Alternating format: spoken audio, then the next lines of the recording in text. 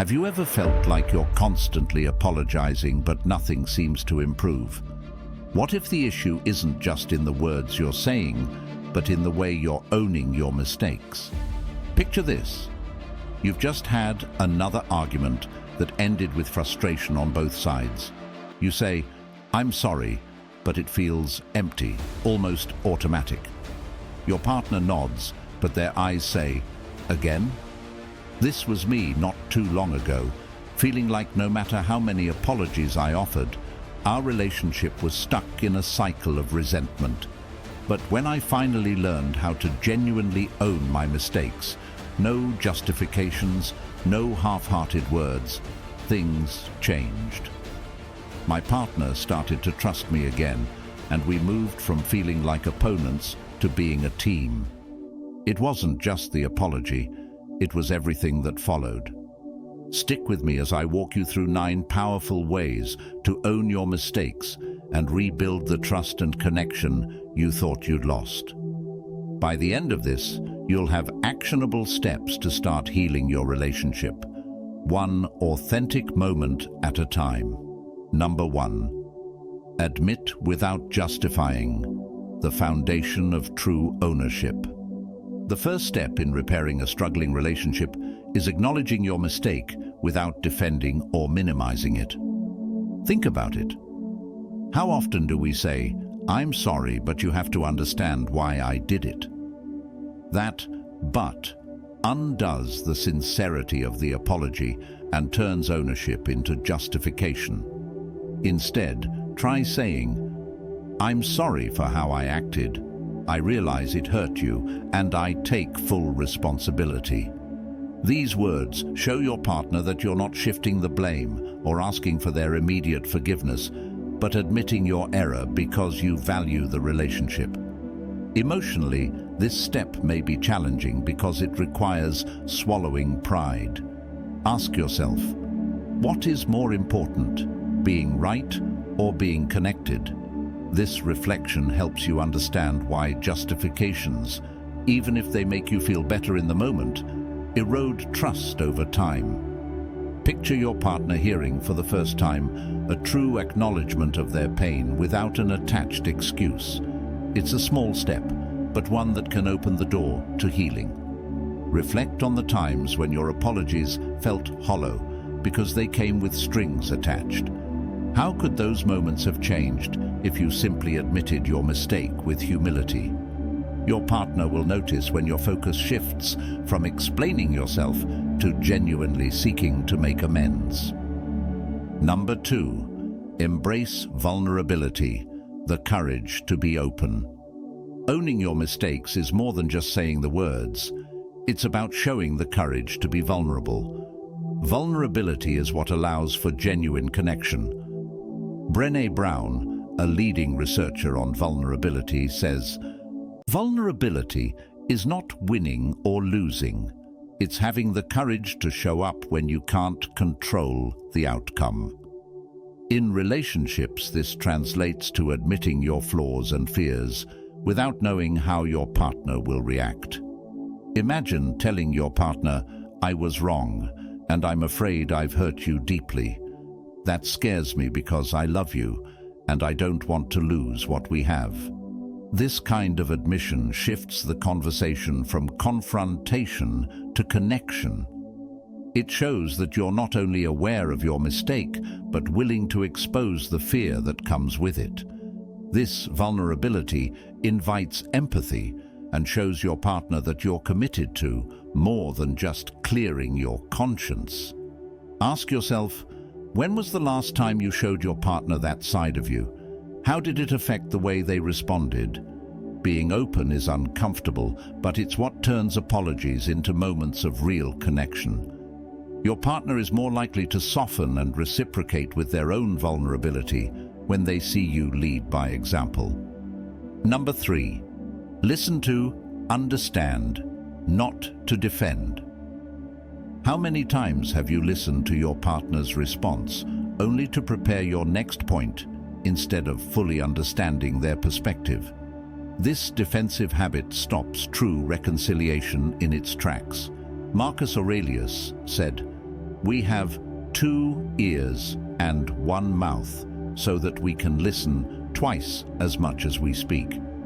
Listening with the intent to understand rather than to defend communicates that you care more about their feelings than your ego. Next time your partner shares how they feel, resist the urge to interject or explain. Instead, practice active listening. Make eye contact, nod, and use phrases like, "I hear you, and I understand why that hurt."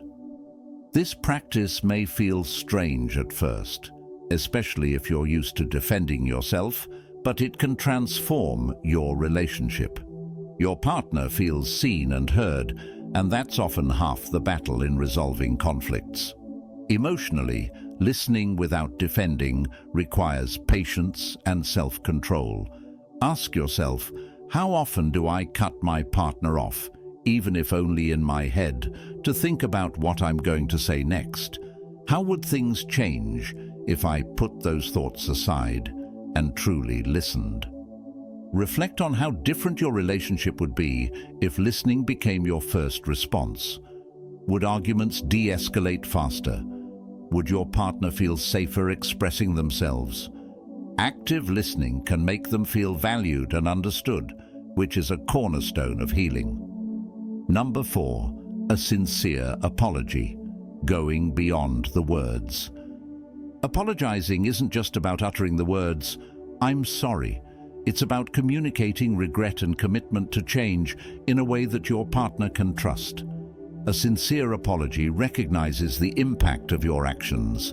Instead of saying, "I'm sorry you felt that way," which implies their feelings are the problem, try, "I'm sorry for what I did and how it made you feel. It was wrong, and I regret it."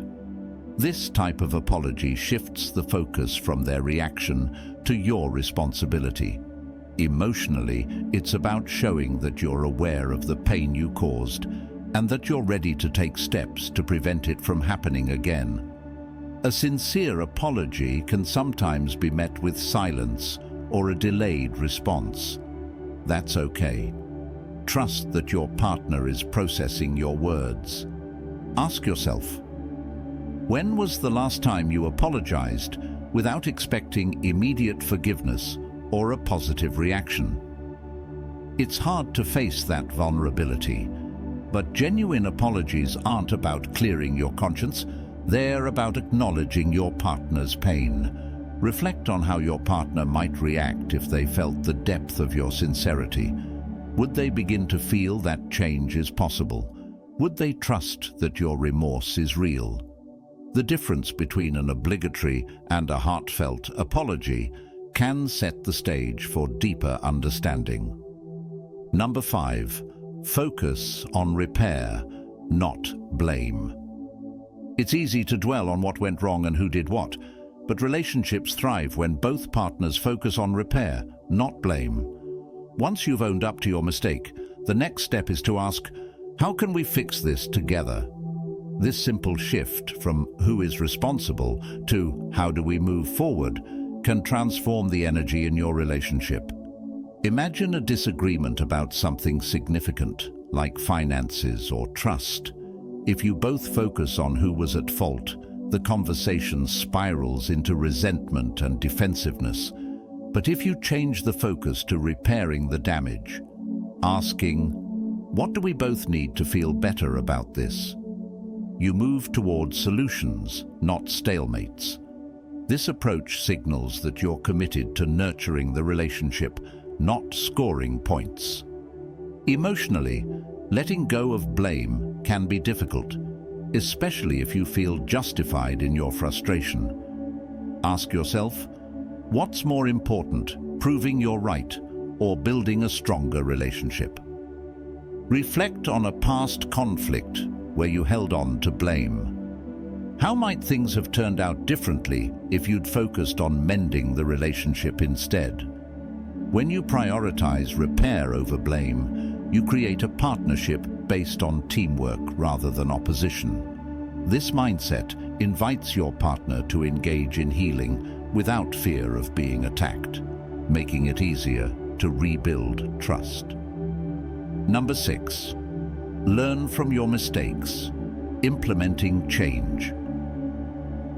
Admitting mistakes is powerful, but it's only the beginning. What truly matters is what comes next, showing your partner that you're willing to learn and change. As Marcus Aurelius said, "The impediment to action advances action. What stands in the way becomes the way." In relationships, mistakes can become pathways to growth if approached constructively. Think about a time when you admitted you were wrong but didn't follow it with action.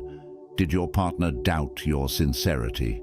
Learning from your mistakes means actively working on behaviors or attitudes that led to the conflict. For instance, if you apologized for being dismissive, the next step is practicing active listening in future conversations. Each small change reinforces your commitment to your partner. Emotionally, committing to change can feel daunting because it requires consistency and effort. Ask yourself, what steps am I taking to ensure I don't repeat this mistake? How can I show my partner that their trust in me is warranted? Reflect on how your partner might feel if they see that you're not just apologizing, but growing. This step builds a relationship where both partners feel hopeful. They know that mistakes aren't the end of trust, but the beginning of deeper understanding and effort.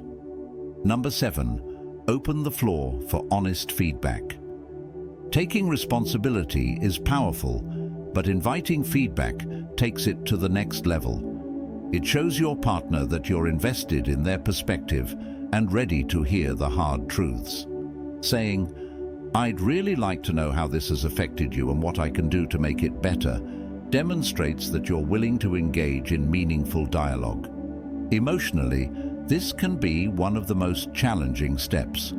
Listening to feedback without becoming defensive requires practice and humility. Marcus Aurelius emphasized the importance of seeking truth. "If someone can prove me wrong and show me my mistake in any thought or action, I will gladly change." This willingness to change in light of feedback fosters mutual respect. Imagine your partner's reaction if, instead of shutting down or arguing, you said, "I appreciate your honesty. It's not easy to hear, but it's important to me." Ask yourself, how often do I seek feedback with an open heart? What might change if I made this a regular practice? Reflect on how inviting feedback could shift the dynamic in your relationship. Would your partner feel safer being honest? Would you both feel more like teammates in your shared journey? Number 8, practice patience with yourself and your partner. Mistakes and their aftermath don't fix themselves overnight. Repairing a relationship takes time, and patience is essential for both parties. Seneca wisely noted, "It is not because things are difficult that we do not dare. It is because we do not dare that they are difficult." Patience requires the courage to move forward step by step, even when progress feels slow. Ask yourself, am I being patient with myself as I try to change? Am I extending the same grace to my partner as we rebuild? Relationships are full of ups and downs, and expecting instant forgiveness or transformation can set you up for disappointment. Instead, recognize that healing is a process. Emotionally, practicing patience helps maintain hope and reduces the pressure on both partners. Reflect on a time when impatience led to frustration or a setback. How would things have changed if you'd given yourself and your partner more time to grow? This patience encourages a more compassionate outlook. Your partner will feel your commitment not just through your words, but through your willingness to give the relationship time to heal and evolve. Number 9, show. Don't just tell.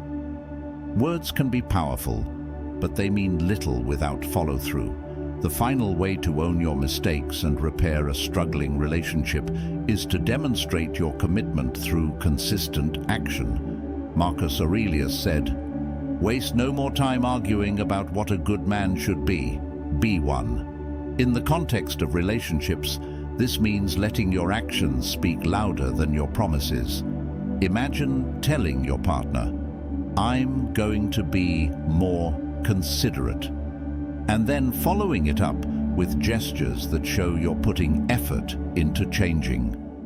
This could be as simple as checking in during the day, making time for deeper conversations, or actively listening without distractions.